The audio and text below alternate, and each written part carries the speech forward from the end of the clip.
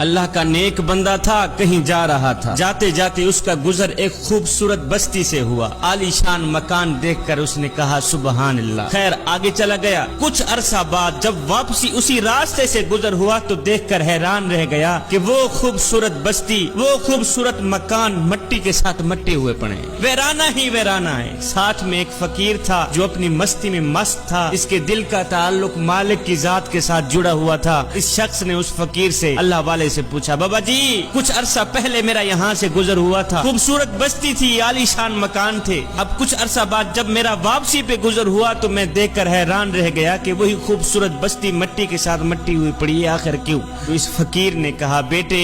وجہ اصل میں یہ ہے کہ ہماری بستی کے قریب سے ایک بے نمازی گزرا تھا،